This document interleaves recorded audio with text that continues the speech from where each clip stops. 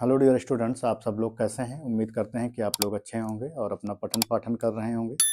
उसी क्रम में हम लोग जो पढ़ रहे थे इंडोक्राइनोलॉजी, तो उसमें से कई सारे टॉपिक्स को हम लोग पढ़ चुके हैं। इट मीन्स हम लोग ऐसा कह सकते हैं कि कई सारे ग्लैंड्स को हम लोगों ने स्टडी कर लिया हुआ है, जिसमें हमारी सबसे पहली ग्लैंड हाइपोथैलेमस को भी स्टडी कर लिया है। दूसरी पिट्यूटरी ग्लैंड के बारे में भी हम लोगों ने स्टडी कर लिया है। तीसरा अगर हम लोग देखें तो थायरॉयड ग्लैंड के बारे में भी पढ़ चुके हैं, पैराथायरॉयड ग्लैंड भी पढ़ चुके हैं, हम लोग थाइमस ग्लैंड को भी पढ़ चुके हैं। आज हम लोग नेक्स्ट ग्लैंड की बात करेंगे, जो हमारी कौन सी होगी, पीनियल ग्लैंड होगी। तो उसके बाद हमारे इंडोक्राइन ग्लैंड में केवल एक ग्लैंड और बचेगी, जो कि हमारी कौन सी होगी, एड्रिनल ग्लैंड। तो उसको हम लोग सबसे लास्ट में देखेंगे। उसके बाद हम लोग आ जाएंगे नॉन ऑर्गेनाइज्ड ग्लैंड में, जिसमें हमको किडनी के बारे में, लीवर के बारे में, हार्ट के बारे में, प्लेसेंटा के बारे में, इन सब या इंटेस्टाइन के बारे में, इन सब के सारे के सारे जितने भी पार्ट होते हैं, वहाँ से कौन कौन से हमारे पर्टिकुलर हार्मोन्स रिलीज होते हैं, जो कि वहाँ से हम लोग उसको स्टडी कर लेंगे। तो आज हम लोग अपनी ग्लैंड को स्टडी करते हैं, जो हमारी कौन सी होती है, पीनियल ग्लैंड्स होती है। तो हम लोग पीनियल ग्लैंड की बात करते हैं, जो कि हमारा लेक्चर नंबर 12 होगा। तो पीनियल ग्लैंड की अगर हम लोग बात करें, तो आपको अगर याद हो, तो जब हम लोग पिट्यूटरी ग्लैंड पढ़ रहे थे, तो उस पिट्यूटरी ग्लैंड में भी मैंने आपको बताया था कि जो हमारी पिट्यूटरी ग्लैंड्स होती है वो ब्रेन में क्या होती है, लोकेट होती है। वैसे ही इन केस में जो हमारी पीनियल ग्लैंड होती है वो भी लोकेट होती है हमारे ब्रेन में। दूसरी बात ये देखने को मिलती है कि जो हमारी पीनियल ग्लैंड होती है वो एपिथैलेमस जो होता है उसके जस्ट अपर सरफेस पर क्या होती है, पाई जाती है। वहीं पर जब अपने को देखने को मिलता है कि जो हमारी पिट्यूटरी ग्लैंड्स होती हैं जस्ट उसके क्या होती है, लोअर सरफेस पर, जो हमारा हाइपोथैलेमस होता है जस्ट उसके लोअर सरफेस पर क्या होती है, ये पाई जाती है। तो अगर हम लोग एक फिगर देखें, तो ये हमारा क्या हो गया, ये हमारा पूरा का पूरा ब्रेन का पार्ट हो गया। इट मीन्स जो हमारा डायंसेफ्लॉन होता है, क्योंकि हमको पता है कि जो हमारा डायंसेफ्लॉन होता है वो पार्ट होता है किसका, हमारा फोर ब्रेन का। क्योंकि ब्रेन भी जो होता है वो तीन पार्ट से मिलकर के बनता है। फोर ब्रेन होता है, मिड ब्रेन होता है, एज वेल एज क्या होता है, हमारा हैंड ब्रेन होता है। तो ये हमारा फोर ब्रेन का पार्ट होता है, जिसमें ये हमारा क्या होता है, इसको हम लोग डायंसेफ्लॉन बोलते हैं। ये पार्ट हमारा डायंसेफ्लॉन का है। और डायंसेफ्लॉन के बाद में इस पार्ट को हम लोग जो नाम देते हैं वो हाइपोथैलेमस नाम देते हैं। इस पार्ट को, अब अपर सरफेस को जो हम लोग नाम देते हैं वो हमारा एपिथैलेमस होता है। इसको एपिथैलेमस बोलते हैं। अब इसके जस्ट अबव सरफेस पर यहाँ पर जो देखने को मिलता है, बिल्कुल सेंट्रल पर, बिल्कुल बीचों बीच में जो देखने को मिलता है, वो हमारी जो ग्लैंड होती है, इस ग्लैंड को हम लोग नाम देते हैं पीनियल ग्लैंड। ये जो हमारी ग्लैंड होती है ये पीनियल ग्लैंड होती है। और जिस स्टॉक के थ्रू से अटैच होती है, इसको हम लोग नाम देते हैं एपीफाइशियल स्टॉक। इसको हम लोग एक नाम देते हैं, ये हमारा एपीफाइशियल स्टॉक होता है, जिससे जो हमारी पीनियल ग्लैंड होती है वो एपिथैलेमस से क्या होती है, कनेक्ट होती है। और वहीं पर जब हम लोग यहाँ पर देखते हैं, तो यहाँ पर क्या होती है, हमारी ये पिट्यूटरी ग्लैंड होती है। ये हमारी जो ग्लैंड होती है, इस ग्लैंड को हम लोग क्या नाम देते हैं, ये हमारी पिट्यूटरी ग्लैंड होती है। और पिट्यूटरी ग्लैंड जो होती है वो एक तरह का क्या होता है, बोन होती है। जिस बोन को हम लोग नाम देते हैं कि हमारी जो बोन होती है, इसको हम लोग स्फेनॉइड बोन का नाम देते हैं। स्फेनॉइड बोन के बिल्कुल बीचों बीच में क्या होती है, प्रेजेंट होती है।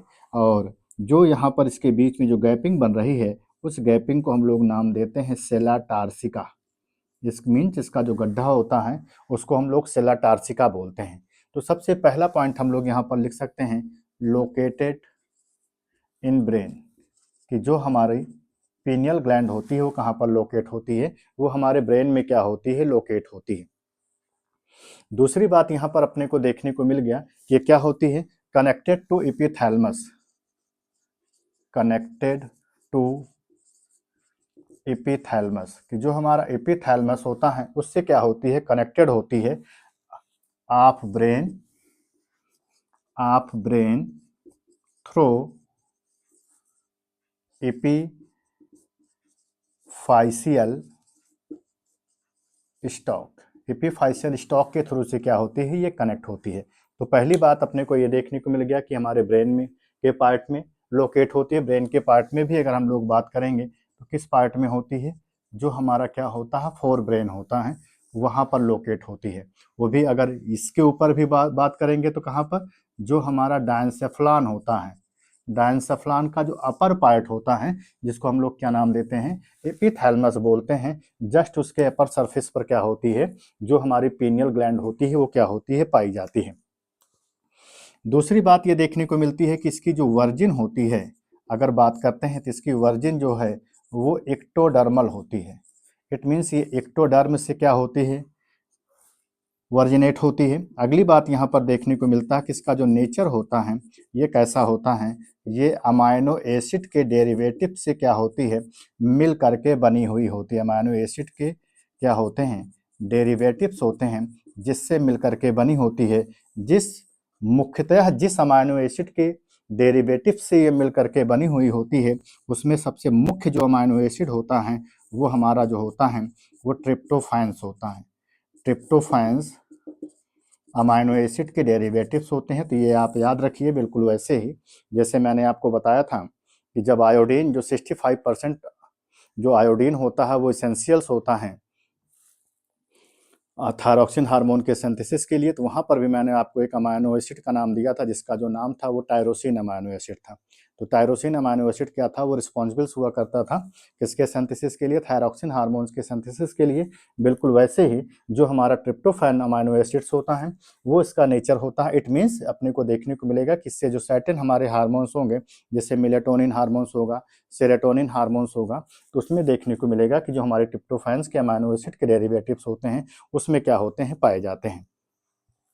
अगली बात ये देखने को मिलता है कि जो हमारी पीनियल ग्लैंड होती है वो सबसे smallest gland of the body, smallest gland of the endocrine, ऐसा बोल सकते हैं कि ये हमारे इंडोक्राइन की क्या होती है, सबसे स्मॉलेस्ट ग्लैंड के रूप में क्या होती है, जानी जाती है। तो इस तरह से अपने को कई सारे पॉइंट यहाँ पर देखने को मिल गया कि हमारी जो पीनियल ग्लैंड्स होती है वो किस तरह से होती है। तो आप लोग इसका एक स्क्रीनशॉट ले लीजिए। स्क्रीनशॉट लेने के बाद में हम लोग इसके आगे डिस्कस कर लेते हैं कि इसमें और भी क्या सारी चीज़ें होती हैं जो अपने को देखने को मिलता है।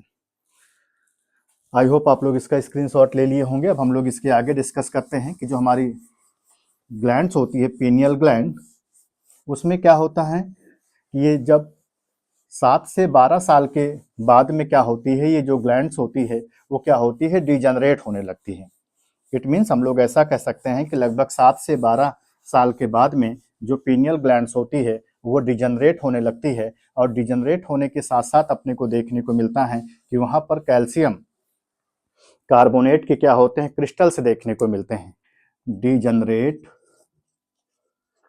Degenerate about after 7 to 12 year age, कि 7 से 12 साल की उम्र के बाद में क्या होता है, ये क्या होती है, डिजनरेट होने लगती है।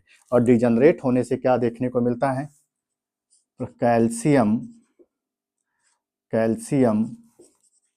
Carbonate are present. तब वहाँ पर क्या होता है, कैल्शियम कार्बोनेट क्या होता है, प्रेजेंट हो जाता है, जिसको हम लोग क्या नाम देते हैं, हेंस कॉल्ड सैंड ब्रेन या ब्रेन सैंड। उसको हम लोग ब्रेन का सैंड बोलते हैं, उसको ब्रेन सैंड का नाम देते हैं। अथवा उसी का एक नाम और होता है जिसको हम लोग नाम देते हैं एक्रीबुली। वो आर इसी का एक नाम और है, इसको हम लोग एक्रीबुली का नाम देते हैं। ये एग्जाम में पूछा भी गया क्वेश्चन है कि एक्रीबुली का जो फॉर्मेशंस होता है वो कहाँ पर देखने को मिलता है। तो जो एक्रीबुली होता है, उस एक्रीबुली का जो फॉर्मेशंस होता है वो अपने को देखने को मिलता है कि यहाँ पर होता है, जब कैल्शियम कार्बोनेट का क्या होता है, वहाँ पर एकत्रण होने लगता है। कैल्शियम कार्बोनेट वहाँ पर क्या होती है, एकत्रित होने लगती है। तो उसमें देखने को मिलता है कि वहाँ पर क्या होता है, सैंड ब्रेन का फॉर्मेशन होने लगता है, जिसको हम लोग एक्रीबुली का भी नाम देते हैं। अगली बात वहाँ पर अपने को ये देखने को मिलती है कि पीनियल ग्लैंड को हम लोग थर्ड आइज भी बोलते हैं। Pineal gland are also called as pineal gland are also called as third eye. इसको हम लोग थर्ड आइज का भी नाम देते हैं। वो भी थर्ड आइज किस में बोला जाता है, स्पेशली स्फिनोडॉन में। स्फिनोडॉन क्या होता है, एक तरह का रेप्टाइल्स का मेंबर्स है, रेप्टिलियंस मेंबर्स है, इसको हम लोग स्फिनोडॉन बोलते हैं। तो इस स्फिनोडॉन में क्या होता है, अपने को देखने को मिलता है कि इसको हम लोग क्या नाम देते हैं, थर्ड आइज का नाम देते हैं। अगली बात ये भी देखने को मिलता है कि ये जितने भी इंडिविजुअल्स होते हैं, ऑल वर्टिब्रेट्स में क्या होता है, ऑल वर्टिब्रेट्स में क्या होता है, ये प्रेजेंट होता है एक्सेप्ट क्रोकोडाइल, अगर हम लोग बात करें एक्सेप्ट क्रोकोडाइल, तो क्रोकोडाइल को छोड़ करके जो भी हमारे मेंबर्स होते हैं उन सभी में क्या होता है अपने को देखने को मिलता है कि जो हमारी पीनियल ग्लैंड्स होती है वो पाई जाती है। इट मीन्स जितने भी वर्टिब्रेट्स हैं, चाहे वो हमारा पाइसेस हो, चाहे एम्फीबियंस हो, चाहे रेप्टाइल्स हो, चाहे बीज हो, चाहे मैमल्स हो, तो जो हमारे रेप्टाइल्स के अंतर्गत जो आते हैं, जो हमारे क्या आते हैं क्रोकोडाइल्स आते हैं, उनमें अपने को देखने को मिलता है कि ये टोटली क्या होता है, वहाँ पर अपने को अपसेंट देखने को मिलता है।